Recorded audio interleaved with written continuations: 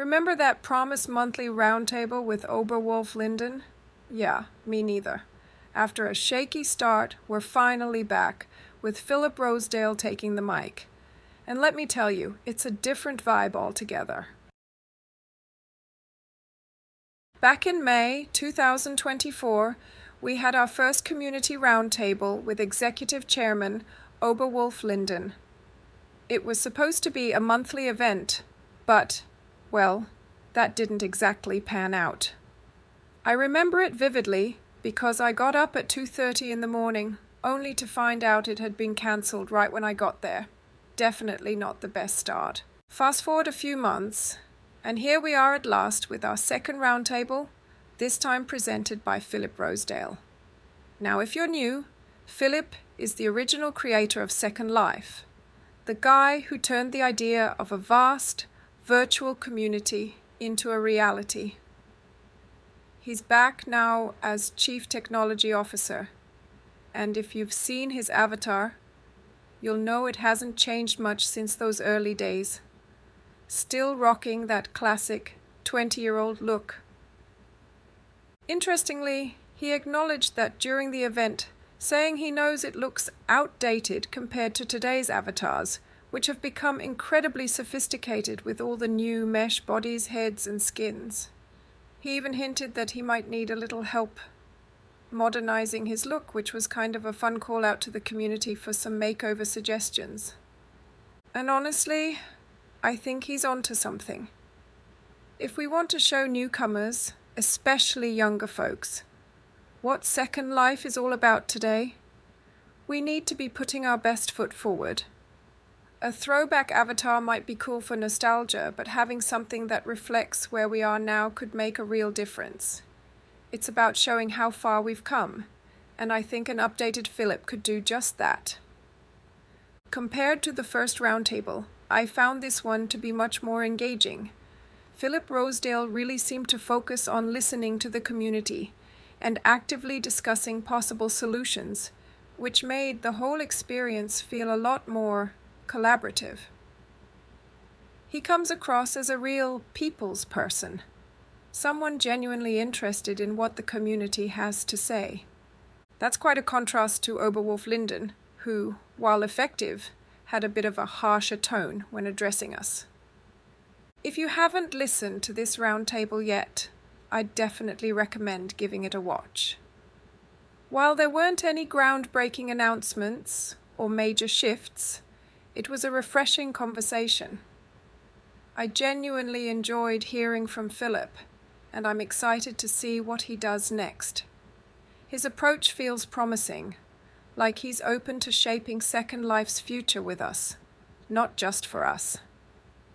With that said, let me touch briefly on some of the key points Philip brought up. These aren't seismic changes, but they give a good idea of where things are headed and why it's worth staying tuned. Speaking of problems, let's talk tech issues. Those updates to Firestorm have been rough. Performance tanked for a lot of us, and Linden Lab knows it. They're actually admitting the technical debt, which is refreshing. They're even using AI to sift through user reports faster, which should mean bugs get squashed a bit quicker. On the AI side of things, Rosedale said they're keeping it low-key. They don't want AI to take over the human stuff that makes Second Life great. They might add utility bots eventually, but they're really going to take their time and get community input, especially from the Friends of Philip group. So, yeah, AI is not going to be running the show anytime soon. What is Friends of Philip group? Philip Rosedale introduced a new group called Friends of Philip. He described it as a platform for deeper communication and collaboration within the Second Life community. Rosedale invited residents to join this group to participate in experiments aimed at enhancing interaction and self-governance in Second Life. He emphasized that the group would serve as a space for collective exploration of new communication methods and community-driven initiatives. By joining, Members can stay informed about upcoming projects and contribute to discussions on improving the Second Life experience. Link will be in the description. Marketplace moderation was another hot topic. People are tired of explicit stuff taking over. It's not a good look, especially when trying to bring in new users or make professional connections. Linden Lab's not talking about censoring things, but more about balancing it out so the marketplace actually reflects what the whole community values. They're looking for ideas on how to do that better. And yeah, crypto came up. There's interest, but also caution. Rosedale's not ready to dive in head first because of all the volatility. It's on their radar, but don't hold your breath. Marketing-wise, they're rethinking their approach. Instead of trying to lure gamers, they want to target niche communities who'll get the creative and social vibe of Second Life. And they're open to suggestions from us, so if you've got ideas, now's the time to speak up. And here's where I want to jump in with my own thoughts. I absolutely love creating content for Second Life. I love writing about it, vlogging about it, and even talking about it in real life. My family knows all about Second Life, and I've had plenty of conversations about it with my mates during Xbox party chats. But let me tell you, explaining what Second Life is to people who've never tried it can be challenging. Most of them just don't get it, and that's probably a big reason why some people don't stick around or why SL sometimes gets a bad reputation. It's tough to explain something this expansive. It's not just a game, and it's not quite social media. It's kind of its own thing. Now, don't get me wrong, I do this because I love it, because it's fun and I genuinely enjoy being part of this world. But at the same time, let's be honest, it's also a lot of work. Content creation isn't just snapping a few photos and calling it a day. It's planning, editing, writing, and promoting. And it takes time and energy. That's why I think Linden Lab could step up a bit here. Maybe it's time for some enhanced tools for cross-promotion. They could give us official assets, like templates, co-branded content, or even unique links that benefit both creators and the platform. It would make promoting SL off-platform easier and more impactful. If Linden Lab really sees creators as ambassadors, then I think it would make sense to equip us with the tools and even some rewards for bringing in new users, rather than leaning on our passion alone. Because as much as we love it, at times it does feel like we're doing a lot of their marketing work for free. And if we're going to push Second Life into new audiences, some structured support would go a long way in making that effort worthwhile. Of course, I get that there could be some downsides too. If Linden Lab started offering rewards for promotion, it might attract people who are just in it for the incentives. Kind of like how some folks treat affiliate marketing, pushing whatever brings in the cash, rather than things they genuinely believe in or have tested themselves. That could lead to content that doesn't really reflect what makes Second Life special, which would be a shame. So, yeah, there would definitely need to be the right balance. Maybe some way to ensure authenticity remains at the core of what people share. But even without rewards, just giving us the right tools to help promote SL more effectively would be a good start.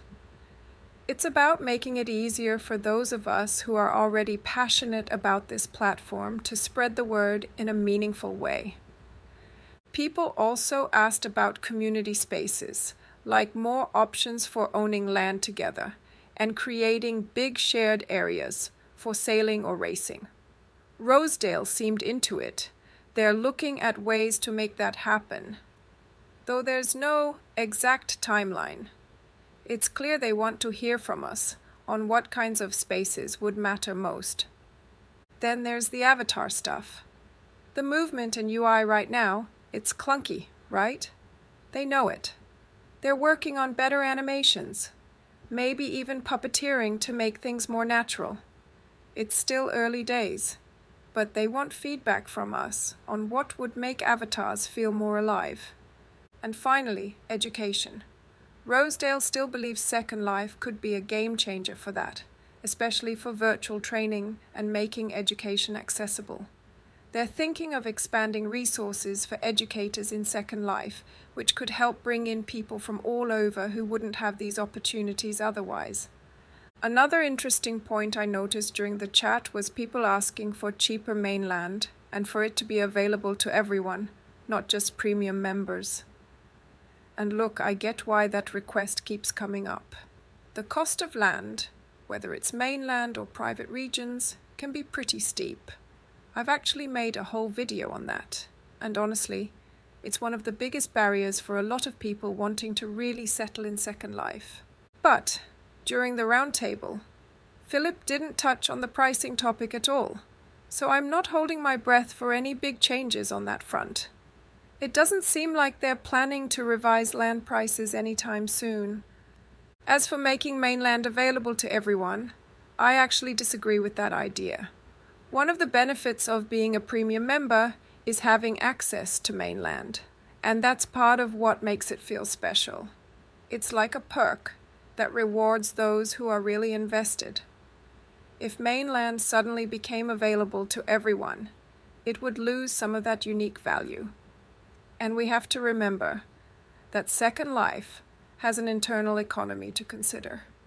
Keeping things exclusive to some extent helps maintain that value and prevents devaluation, which is important if we want to avoid an economic collapse in-world.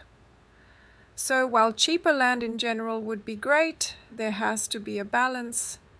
We need to preserve some of what makes mainland distinct for those who are willing to invest in premium membership. So yeah, like I said, nothing majorly groundbreaking this time around. If we wanted to cover all the issues with Second Life, it would take more than a couple of hours. There's so much to dive into. Philip did mention that the mobile app should be available to everyone before the end of the year, which is something to look forward to for a lot of people. There's still heaps of work to be done, especially to improve the experience for newcomers and retention. But I'm definitely excited for the next community roundtable. I'm hoping Philip will bring us some more concrete plans, show us what they've improved, and maybe even rock a new avatar to show off how far Second Life has come, keeping the classic look just for special occasions, of course. And hey, if you enjoyed this video, don't forget to like, subscribe, and share.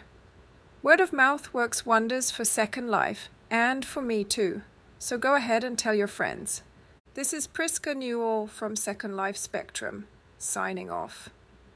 Until next time, keep your avatars fabulous and your prims under control. Because in Second Life, a little prim management goes a long way.